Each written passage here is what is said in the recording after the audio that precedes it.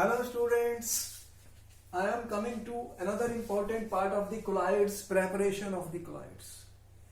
We want to prepare colloids, and I told you that there are two types of colloids, lyophilic colloids. Lyophilic colloids are directly prepared, They are easy. They are directly prepared by mixing the dispersed phase into dispersion medium. So you have to mix and simply shake, either in cold or in warm water conditions. For example, if you want to make a colloidal solution of starch, gelatin, gum, these are lyophilic colloids. Lyophilic colloids are very stable. They are loving the water. They are loving the dispersion medium. So you simply mix them, shake them, either cold or warm, and they will form the colloids. There is no problem in making lyophilic colloids. But when we come to lyophobic colloids, students, I told you that special methods are required. Special methods are required to make lyophobic colloids because they are not stable, and we may also need stabilizing agents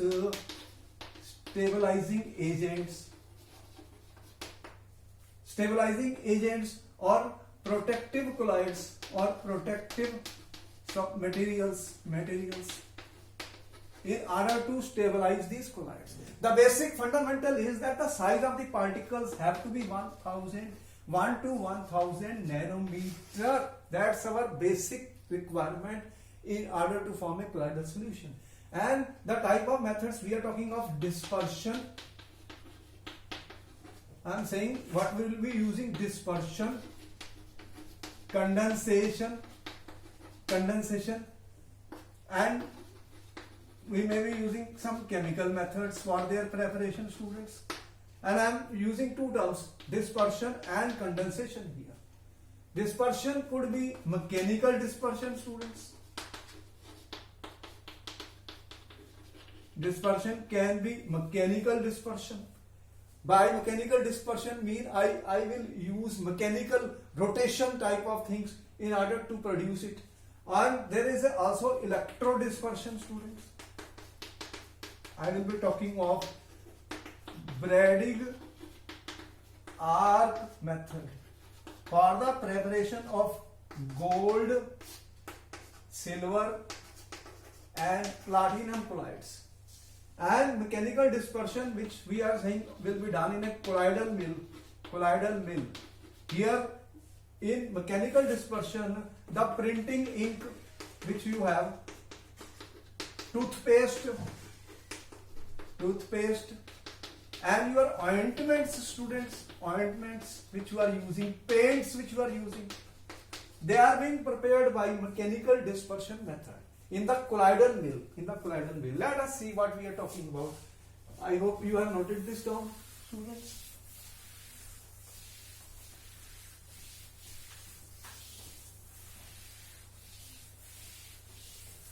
Alright, students, very interesting thing. I am saying mechanical dispersion method, and I said here I am talking of a colloidal mill, students. The meaning of dispersion means there are bigger size particles. I will give such a high rotation to them, they will get dispersed and break down into smaller particles. So what you have? Suspensions, bigger sized particles, and I will break them, I will crush them in a colloidal mill, by giving very high rotation, 7000 revolutions per minute. I will put the collider, I will put the suspension or bigger size particles in a mill, which I am saying, and it will be a rotating one. It will rotate the particles to such a high speed, 7,000 revolution per. These particles will break down into smaller particles of the size 1 to 1000 nanometer. They will be discharged from it, students. I am not giving the full diagram and working of it. I am only telling you the basic principle. So they will be discharged. Then I will add some agent which is required to stabilize the colloids. So some protective or stabilizing substances are added. As I said, your printing ink, paints, etc., they are all prepared by this method. Toothpaste, all these are colloids. The ointments which you are using, they are colloidal. They can be prepared by dispersion. We have dispersed the particles by giving high rotation. So this is the first thing and the simplest thing I can do, students.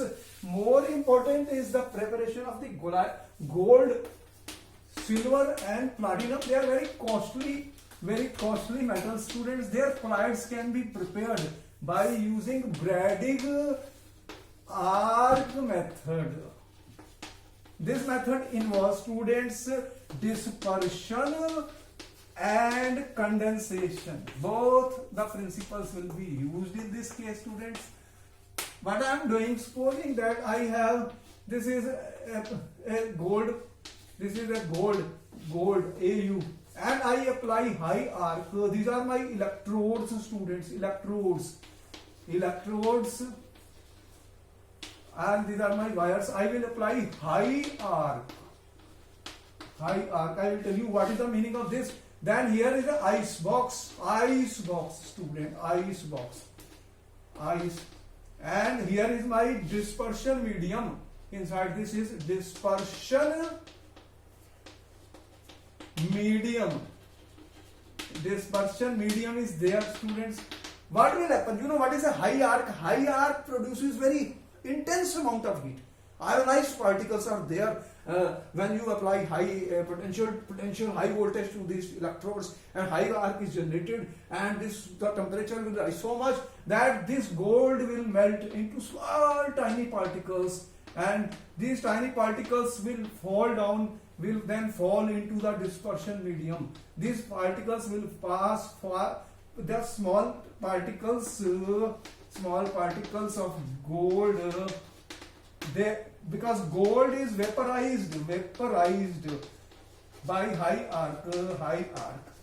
High arc means high temperature, very high temperature, and then these particles fall in the dispersion medium,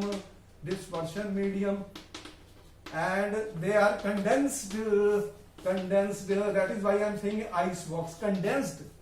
When they are condensed, the smaller particles will form aggregates to come to the size of the colloidal particles. Gold, silver, platinum, they can be prepared by this Bragg arc method.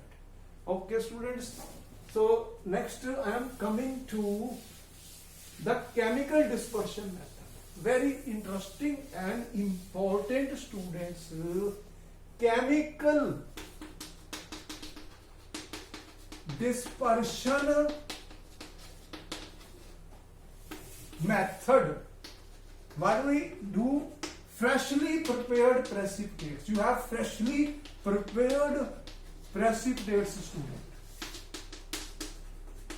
For example, you have a ferric chloride. You have a hydrolysis of ferric chloride. What will you get? You get FeOH3. This is our ferric hydroxide. Precipitate is formed. So we have formed a precipitate of ferric hydroxide, and if you add dilute, supposing in this case you have already a lot of water, and if you add some amount of, you see, a common ion in this, what common ion is there? For example, here FeOH is here. If you have NaOH type or OH minus, what will happen, students? That these ferric hydroxide precipitate, if you shake with an electrolyte which have a common ion, then it will break down into colloidal particles. I will explain to you more about this, what is happening here. Colloidal particles. What is happening here? For example, if I produce AgCl precipitate fresh, and I add dilute HCl in it, this is an electrolyte, students, electrolyte. Or if I have AgIe precipitate and I add Ki solution in this, this is an electrolyte. What happens is that you shake them, and the result of this is they will form colloids. So they form colloids. Let us see how it is happening. What is the story behind this?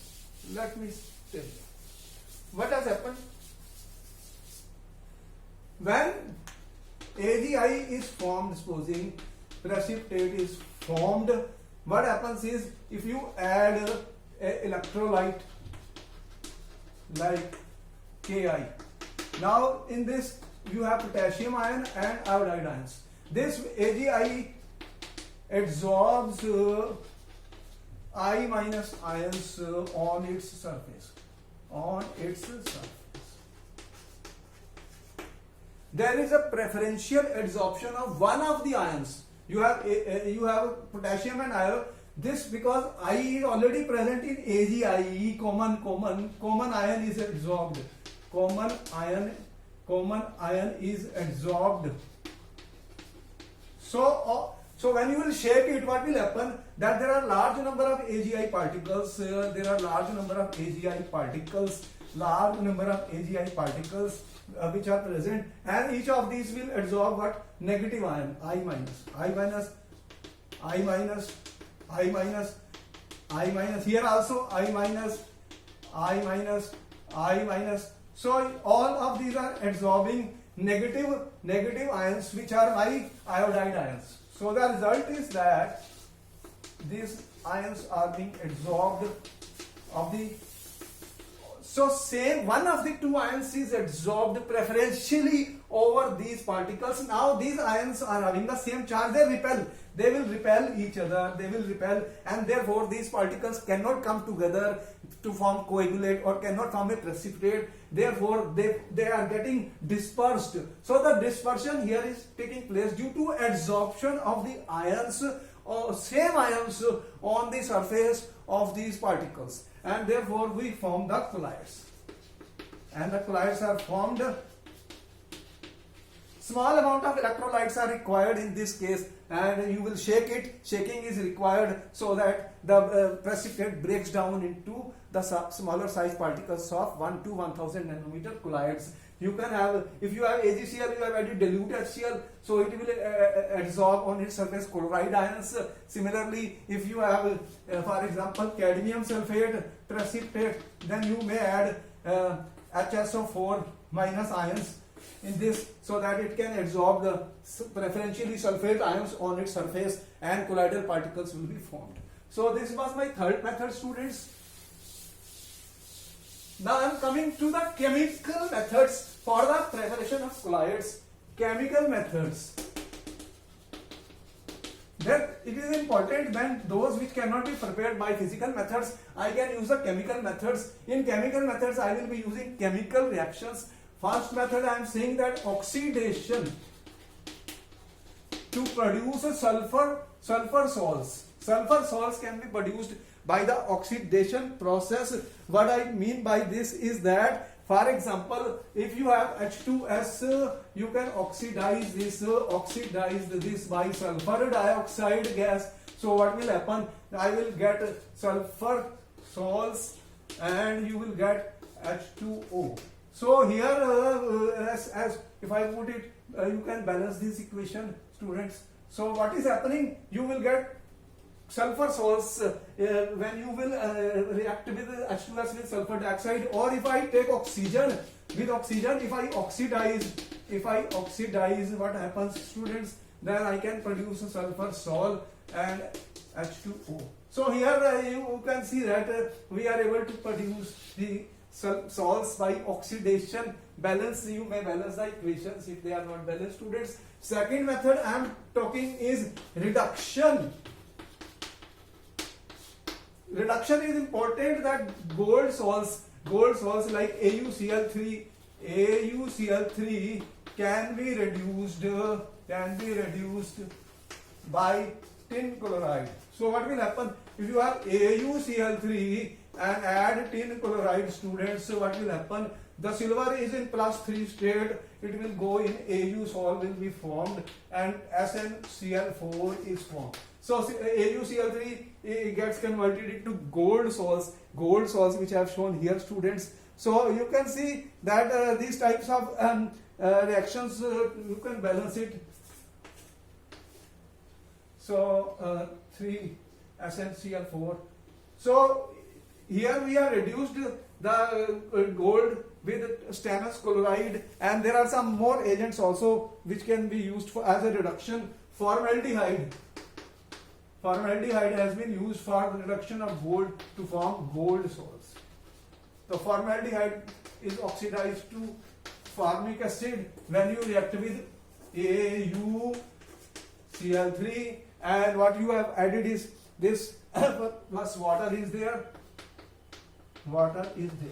So you can balance the equation, students. The oxidation of this takes place and you will get gold salts. In this case, these are all examples of oxidation, and HCl will be produced. So reduction we have told you. Third is, student, hydrolysis. Hydrolysis is important. If I have ferric chloride, if I hydrolyze with water, what happens is it forms FeOH3 salt. Ferric hydroxide salt is formed. So here what is happening, that the formation of a salt takes place which is produced by the hydrolysis, students. Then further one more method which we have is a double decomposition method. Double decomposition method. These are all chemical methods where we can prepare arsenic sulfide from arsenic oxide is boiled with water to form arsenic hydroxide. This is boiled with water to form arsenic hydroxide, and then arsenic then what we do is we pass H2S gas in this. When what will be the result of this? If I pass H2S gas, students, you have ASOH3 and H2S. The result of this is you get AS2S3 sol is produced. In this case, AS2S3 and water will be produced. So students, if we want to balance it, you balance this equation. What you are getting is ASOH3 and 3H2S, and you will get arsenic sulfide as a colloidal particle. So students, you have seen what I have done here. I have been able to prepare colloids by the physical methods as well as by the chemical methods, and this is important for your exams. They will give a reaction to show you that prepare some salt by chemical equation or by physical methods. Okay students, then I will meet you in my next class.